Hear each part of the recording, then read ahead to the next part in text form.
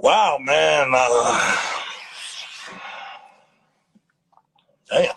As much as I hate to say it, we are all sheep. Since the beginning of time, humans have loved following trends.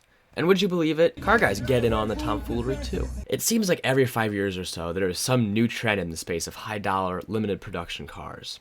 Back in my day, we had cars like the A-Spark Owl and the Elation Freedom that attempted to cash in on the late 2010s EV craze. But since nostalgia baiting is the thing nowadays, the car community is getting in on it too. Companies like Singer and Icon 4x4 have been building Restomods for almost as long as I've been alive. But in the past couple years, it seems like every other newborn car company has decided to exploit the same Restomod method instead of making another GTA 5 supercar. This oversaturation has produced some cool cars, but has also produced a ton of overpriced hot garbage and a general lack of creativity in the Restomod scene. And the problem is, it seems like nobody's immune. You would expect this trend to be mostly isolated to the ankle biters of the car world, startups with something to prove, but I regret to inform you that there are also a few established coach builders out there getting in on this foolishness. The worst example from one of the old legends is the touring version of the Ferrari 550. Now, I understand it's a bit difficult to be a coach builder in this day and age because automakers are basically doing your job for you, but I'm not sure that's an excuse to do what touring is doing. These Ferraris look like the work of a bored third grader, not one of Italy's most storied coach builders. Touring really saw the gold rush of people making tons of money screwing up old Porsches and decided to stand out by screwing up an old Ferrari.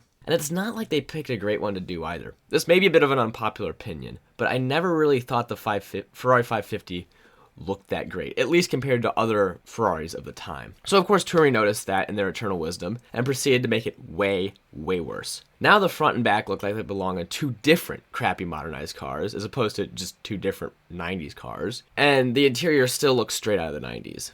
But as bad as this is, there are probably still 30 old rich dudes that will buy this just based off the nostalgia for that particular Ferrari and Touring's heritage. However, there are still some schmucks out there that want to get on the Restomod business and don't even have that going for them. Modena Automotive took what is possibly the least loved Italian sports car ever, which is the Maserati B-Turbo, and decided to modernize it with what is probably a modern price tag as well. I will say, they somehow did a better job than Touring, but that is such an incredibly low bar, and it didn't seem like they made much progress past renderings in the past couple years. I can't say that's really surprising though, considering they're starting with the Italian Mustang too. So, if you want to get rich quick, I have to say there are many better options than building Restomods. You have to be extremely passionate about what you're building, and honestly, the money has to come second or third. Look at companies like the Roadster Shop or Singer. They are out here building what are probably the highest quality Restomods around, and when you peel back the layers, they care way less about getting rich than they do about making the best final product that they can. When cars are built from a clear place of passion, that's what's cool. And coincidentally, that's what made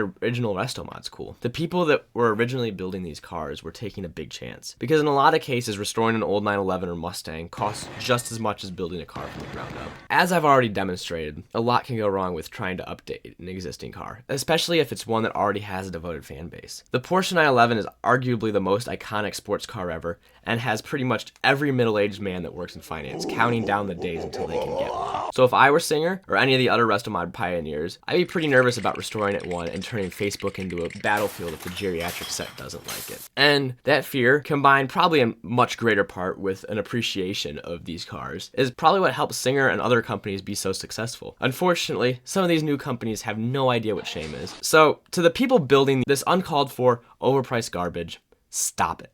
Or at least develop a taste for something other than money. And also, stop trying to cash in on non-existent nostalgia. Because if I see a Chevy Cosworth Vega or Saturn SC2 with crappy body kit and tacky LED lights, there's no telling what I might do. Anyways, I hope you enjoyed this video.